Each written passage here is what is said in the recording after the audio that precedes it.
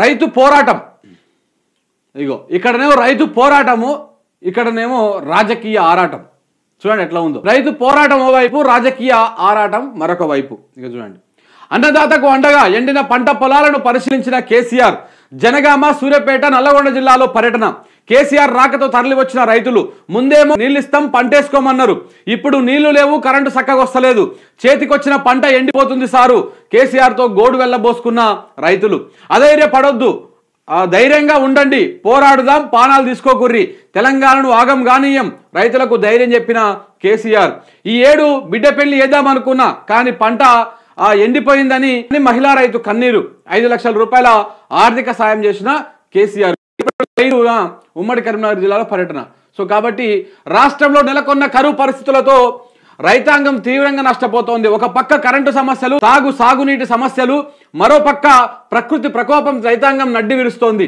ఈ నేపథ్యంలో గులాబీ బాస్ ఆదివారం పొలం బాట కార్యక్రమం నిర్వహించారు. రైతులకు భరోసా కల్పించే ప్రయత్నం చేశారు.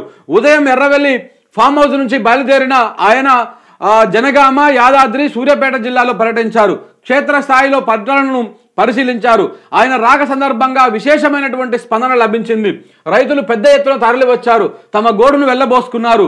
ముందేమో తమకు నీళ్లు ఇస్తాం పంటేసుకోమని, ఇప్పుడు నీళ్లు లేవు, కరెంటు వస్తలేదంటూ చేతులెత్తేశారని వాపోయారు. చేతికొచ్చిన పంట ఎండిపోయిందంటూ కేసీఆర్ ముందు కన్నీళ్లు పెట్టుకున్నారు రైతులు. కష్టాల్లో ఉన్న రైతులకు ధైర్యం చెప్పారు బీఆర్ఎస్ అధినేత. ప్రభుత్వం పైన పోరాడతామని, పానాలు తీసుకోవద్దని భరోసా కల్పించారు. ముందుగా జనగామ జిల్లా దారావత్ తండాకు వెళ్లారు. అక్కడ పంట పొలాలను పరిశీలించారు. అనంతరం ఉమ్మడి నల్లగొండ జిల్లాలో పర్యటించారు. ఆయన పర్యటనలో ఆద్యంతం రైతుల కష్టాలను తెలుసుకుని వారిలో ధైర్యాన్ని నింపారు. సూర్యాపేటలో ప్రెస్ మీట్ అనంతరం హైదరాబాద్ కు పయనమైన ఆయన దారిలో తన దత్తత గ్రామమైనటువంటి వాసాలమరిలో కాసేపు ఆగి అక్కడి వారితో ముచ్చటించారు. వారి వ్యవసాయ పరిస్థితులను అడిగి తెలుసుకున్నారు. అక్కడి నుంచి ఎర్రబెల్లి వ్యవసాయ క్షేత్రానికి వెళ్ళిపోయారు. ఇది కథ. జరిగినటువంటి చూస్తే కొన్ని ఫోటోలు ఉన్నాయా, వేస్తాం అందులో. నిన్న చాలా అంటే ఆ పర్యటనలో, కేసీఆర్ పర్యటనలో మనం కొన్ని చూడవచ్చు. అంటే ఎట్లా అంటే పోతా ఉంటే మనం ఆ బాహుబలి సినిమాలో ఉంటుంది చూసిరా, అంటే మన బాహుబలి బయటికి వెళ్ళిపోయి ప్రజల దగ్గరికి పోతా ఉంటే ప్రజలందరూ ఆయనకు నీరాజనం పలుకుతుంటారు. సో నిన్నటి ఈయన పర్యటన చూస్తున్నా కానీ అలా కేసీఆర్ వెళ్ళిపోతా ఉంటే బస్సు కడ్డం రావుడు, ఏడికి పోతే ఆడకు వేల కొద్ది ప్రజలు తరలి రావుడు, ఇవన్నీ చూస్తూ ఉంటే కొంత ఈ మీడియాలో కావచ్చు ఇట్లాంటి వాటిల్లో అసలు ఆ సీన్ గుర్తుకొచ్చినట్టుగా అర్థమవుతా ఉంది. ఏది పంపినావా?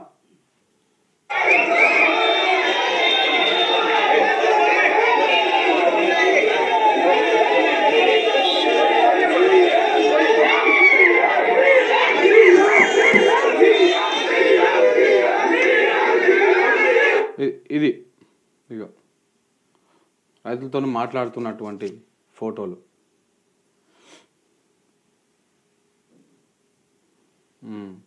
రైతుకు ధైర్యం చెప్తున్నటువంటి ఫోటోలు కొన్ని. సో ఇట్లా మరి రేవంత్ రెడ్డి గారికి ఏమైందండి, పోతే అయిపోతుండే కదా, మరి నువ్వు ఇదే చేయాల్సింది.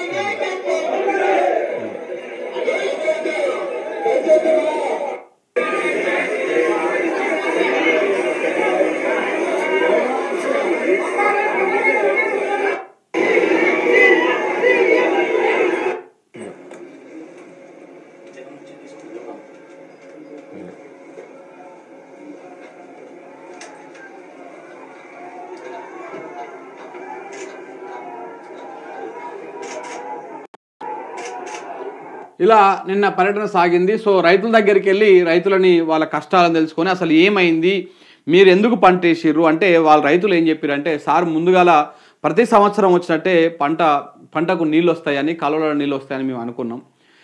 మేము ఇప్పుడు చూస్తున్నాము 5-6 సంవత్సరాలకు వెళ్ళి నీళ్ళు వస్తూ ఉన్నాయి. ప్రతి సంవత్సరము మేము అంటే నీళ్లు రాకపోయినా కానీ ప్రతి సంవత్సరము కొన్ని ఒడుస్తాయి అనగా మేము మోటార్లు బోర్లతోటి తుకం పోసుకుంటేవి, తుకం పోసుకొని మేము నాట్లు వేసుకునే సమయానికి కాలువలలో నీళ్ళు వచ్చేటివి. ఆ కాలువలలో నీళ్ళు వస్తే అప్పుడు మాకు పంట పొలాలు మా బోరు ఎలుగుకు వచ్చేటిది, దాంతోపాటు ఈ కాలువల నీళ్ళు వీటితోటి పంట మంచిగా పండేటిది అని చెప్పేసి రైతులు చెప్పుకున్నారు. కానీ సేమ్ అట్లనే ఈసారి కూడా నీళ్ళు ఇస్తారా ఇయ్యరా అని చెప్పేసి కాంగ్రెస్ ప్రభుత్వం రాగానే నిజంగా కూడా మాకు అనుమానం ఉన్నది.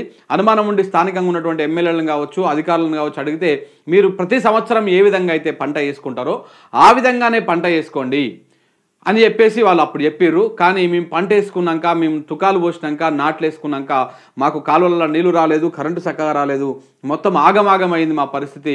ఈ విధంగా చేతికొచ్చిన పంట ఎండిపోయింది సార్. దీనికోసం మళ్ళీ మేము బోర్లేసుడు, నేను కూడా జనగామ జిల్లాలో ఒక తండాకు పోయినాం మనం అప్పట్లో. ఆ తండాకు పోతే ఎర్రకుంట తండానా, ఎర్రకుంట తండాకు పోతే పాపం వాళ్ళది సేమ్ పక్కనంగానే పోతుంటుంది కాలువ, పక్కనంగానే కాలువ పోతుంటుంది. కాలువకి ఇటువైపులా పొలాలు ఎండిపోయే ఉంటాయి, నెరలు వారే ఉంటుంది, ఇటువైపులా నెరలు వారే ఉంటుంది.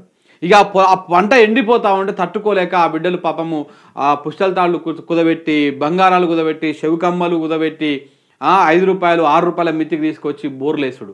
ఒక్కొక్క రైతు 4 బోర్లు వేస్తే కానీ గిన్నెని సుకడానికి నీళ్ళు కూడా పడని పరిస్థితి ఆడ కనపడతా ఉంది.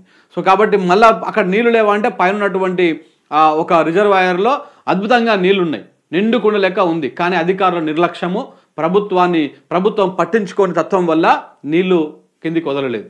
దాని ద్వారా ఏమైంది, మొత్తము సర్వనాశనం అయిపోయింది. అలా దాదాపు ఆ కాలువ కింద, ఆ రిజర్వాయర్ కింద దాదాపు ఒక 500-600 ఎకరాల భూమి ఎండిపోయినటువంటి పరిస్థితి కనపడతా ఉంది. సో ఇదే విషయాన్ని నిన్న కేసీఆర్ వెళ్ళిన సందర్భంలో కూడా రైతుల నుంచి ఇదే విజ్ఞాపనలు రావడం జరిగింది. రైతులు కూడా కన్నీరు మున్నీరు అయ్యారు. ఒక రైతు అయితే ఈసారి పంట పండితే కొంత పైసలు చేతికి వస్తే బిడ్డ పెళ్లి చేద్దాం అనుకుంటే ఆయన మా భార్యాభర్తలు ఇద్దరు వచ్చి గోడున వెళ్ళబోసుకుంటే వాళ్ళకి 5 లక్షల రూపాయల ఆర్థిక సాయం చేసినట్టుగా వార్తలు వస్తూ ఉన్నాయి. సో కాబట్టి ఇన్ని కష్టాలు ఉంటే, ఇన్ని ఇబ్బందులు ఉంటే మరి రేవంత్ రెడ్డి గారు ఏం చేస్తూ ఉన్నారండి? ఇప్పుడు ఆయన అంటే ప్రతిపక్ష నాయకుడు కాబట్టి సరే పొయ్యిండు, మీరు చెప్పినట్టు ప్రకారం రాజకీయం చేసినా అనుకున్నాం. మరి మీరు అధికారంలో ఉన్నారు కదా, మీ మంత్రులు పోవచ్చు, చూడొచ్చు ఆ రైతులని. ఏ జిల్లాకి ఆ జిల్లా ఇన్ఛార్జి మంత్రులు వేసుకోరు కదా. మరి ఇన్ఛార్జి మంత్రులు ఓన్లీ వసూలు చేసుకోవడానికైనా, కబ్జాలు చేసుకోవడానికైనా, దందాలు చేసుకోవడానికైనా, దాడులు చేయడానికైనా, అక్రమాలు అన్యాయాలు ఈ విధంగా అక్రమ అర్జన చేసుకోవడానికైనా మీరు పోయి మరి రైతుల పక్షానికి పోయి, రైతుల కాడికి పోయి చేయొచ్చు కదా.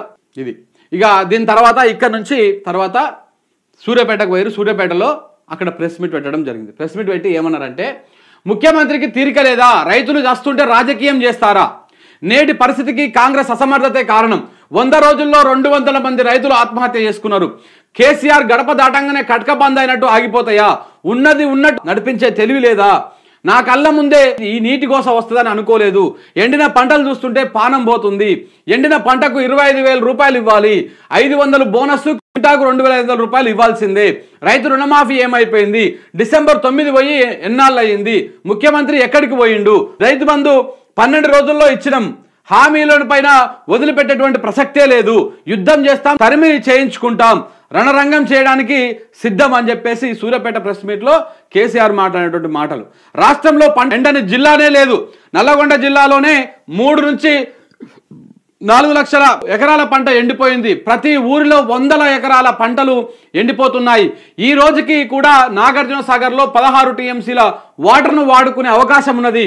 కేఆర్ఎంబి అనేది మనకేమైనా బాస్ కాదు, 2 రాష్ట్రాలకు నీళ్లు పంచేది అంతే, ప్రభుత్వానికి పిఆర్ స్టండ్లు తప్ప ప్రజల బాధలు పట్టవా, ప్రజలు ఎక్కడికి పోవాలి, గత 8 ఏళ్లలో బోరు బండ్లు కనిపించలేవు, రాజకీయాలకు తీరికలున్నాయి కానీ ప్రజల అవసరాలకు తీరిక లేదా, రైతు బంధు గతంలో 12 రోజుల్లోనే వేశాం, ఈ ప్రస్తుతం ఇష్టారీతన మాట్లాడుతూ ఉన్నారు, కొందరు గెలిచిన వాళ్లకు కొంత టైం ఇస్తాం, అట్లనే ప్రస్తుతం 4 నెలల టైం ఇచ్చినాం, ప్రస్తుతానికి నీళ్ళ కోసం బిందెలు పట్టుకొని పరిస్థితి తీసుకొచ్చింది ఎవరు, ఈ అసమర్థ ప్రభుత్వం కాదా అని చెప్పేసి నిన్న కేసీఆర్ మాట్లాడడం జరిగింది. దీనికి సంబంధించి 2వ పేజీకి పోతే మీకు పూర్తిగా ఉంటుంది ప్రజలారా. పూర్తిగా మహిళా రైతుకు 5 లక్షల ఆర్థిక సాయం అని చెప్పేసి ఒకటి, ఇందులో ప్రతి ఒక్కటి దారి పొడవున జన నిరాజనం అని చెప్పేసి పొలంబాట కార్యక్రమంలో పాల్గొన్న కేసీఆర్కు దారి పొడవున జన నిరాజనం పలికారు, బస్సుకు అడ్డం పడి మరీ తమ అభిమాన నేతకు కల్లారా చూసుకొని భావోద్వేగానికి గురయ్యారు, బాహుబలి సినిమా తరహాలో కేసీఆర్ చూసేందుకు వచ్చారు, ప్రజాభిమానం కట్టలు తెంచుకున్నట్టుగా అక్కడ దృశ్యాలు ఉన్నాయని చెప్పేసి ఒకటి. ఇక్కడ చూడండి, ముఖ్యమంత్రికి తీరిక లేదా, 100 రోజుల్లో 200 మంది రైతులు చనిపోయారు, ఆత్మహత్య చేసుకున్నారు. కేసీఆర్ వాహనాన్ని తనిఖీ చేసిరంట. కేసీఆర్ మాట్లాడుతుండగా కరెంట్ కట్ అయిపోయింది. ఆ వీడియో మీకు చూపిస్తా ఒక్కసారి. కేసీఆర్ మాట్లాడుతుంటే కరెంట్ కట్ అయిపోయింది. ఇంకో చాలా బరువైనటువంటి గుండెతో నేను మాట్లాడుతా ఉన్నా, బాధ కలుగుతా ఉంది. పీరియడ్లో వితిన్ 100 days 110 days లో ఇంత దుర్భరమైన పరిస్థితి చూస్తామని మేము అనుకోలేదు. రైతులు ఎంత ఏడ్చేటువంటి పరిస్థితి పోతారని కూడా అనుకోలేదు. మాకే సమాచారాన్ని బట్టి, అందినటువంటి సమాచారాన్ని బట్టి 100 రోజులలో 200 మంది రైతులు ఆత్మహత్యలు చేసుకున్నారు. కొందరు కరెంటు సాగుతో, కొందరు ఆత్మహత్యలు, వరసి కరెంటు పోయి చూడ్రి. ఈ విధంగా ఉందన్నమాట కాంగ్రెస్ ప్రజాపాలన, ఇందిరమ్మ రాజ్యం.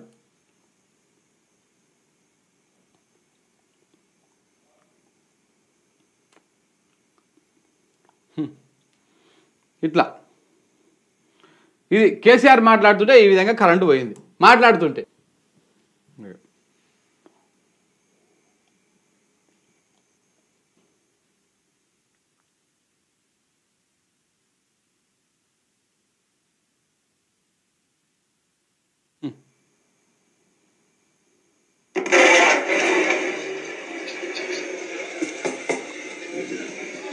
ఇట్లా పోతా వస్తూ ఉంటుంది కరెంటు.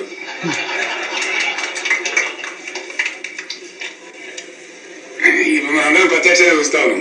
అది ఇట్లా పోతా వస్తూ ఉంటుంది, పోతూనే ఉంటుంది అన్నమాట. సో ఈ విధంగా ఉంది పరిస్థితి. అట్లా కేసీఆర్ మాట్లాడుతుంటే కరెంటు పోయింది. ఏ ఆడబిడ్డ రోడ్డు మీదకి రాలేదు గతంలో, ఇప్పుడు ఎందుకు వచ్చిందని అడుగుతా ఉన్నారు. రాష్ట్రానికి ఏం చెదలు పట్టింది? ఇంత అద్భుతంగా నడిచినటువంటి తెలంగాణ రాష్ట్రం దేశంలోనే మొదటి స్థానంలో ఉన్నది. అంటే వరి దిగుబడిలో మీరు లాస్ట్ సీజన్ వరకు చూసుకుంటే 3 కోట్ల మెట్రిక్ టన్నుల వరి దిగుబడి వచ్చింది. 3 కోట్ల మెట్రిక్ టన్నులు. తెలంగాణ రాష్ట్రం వచ్చే నాటికి 25 లక్షల మెట్రిక్ టన్నులు ఉండే, దాన్ని 3 కోట్ల మెట్రిక్ టన్నులకు తీసుకుపోయారు గత పాలకులు. కానీ ఇప్పుడు ఎందుకు మరి నీళ్లు రాకుండా, కరెంటు లేకుండా గంత పంట వండిందా?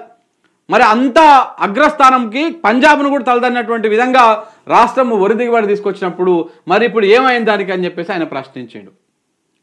ఎండిన పంటకు 25,000 ఇవ్వాలని చెప్పేసి ఇప్పుడు ఎండిపోయిన వాటికి ఒక్కొక్క ఎకరానికి 25,000 ఇవ్వాలని చెప్పేసి నష్టపరిహారం కింద డిమాండ్ చేశారు. ప్రపంచం బద్దలైనట్టు కాళేశ్వరం పైన తప్పుడు ప్రచారం చేస్తూ ఉన్నారు. ఇక మొత్తం మీడియా అంతా చేసినటువంటి దాని గురించి కూడా వివరించడం జరిగింది. మేము వెంటబడి తరుముతాం, ఊకునేదే లేదు అని చెప్పేసి చెప్తా ఉన్నాడు. ఇక రణరంగం చేయడానికైనా సిద్ధము, అంటే బోనస్ గురించి, దాని గురించి మేము ఫైట్ చేస్తాం, ప్రజల్లో కొట్లాడతామని చెప్తా ఉన్నారు. ఇది తోలుమందం ప్రభుత్వం, నిరసన దీక్షలు చాలు అని చెప్పేసి అంటా ఉన్నారు. మేము దురుసుగా ఉంటే కాంగ్రెస్ ఉండేది కాదు. అంటే ఇప్పుడు కాంగ్రెస్ ఏ విధంగా అయితే ప్రవర్తిస్తూ ఉందో మేము కనుక సేమ్ అదే విధంగా ప్రవర్తించి ఉంటే, అదే విధంగా కక్ష సాధింపు రాజకీయాలు చేసి ఉంటే కాంగ్రెస్ ఉండేది కాదని చెప్పేసి చెప్తా ఉన్నారు. ఇది కేసీఆర్ పర్యటనకు సంబంధించినటువంటి ప్రధానమైనటువంటి వార్త. సో ఇది రైతుకు సంబంధించినటువంటి పోరాటానికి సంబంధించినటువంటి వార్త ఇది.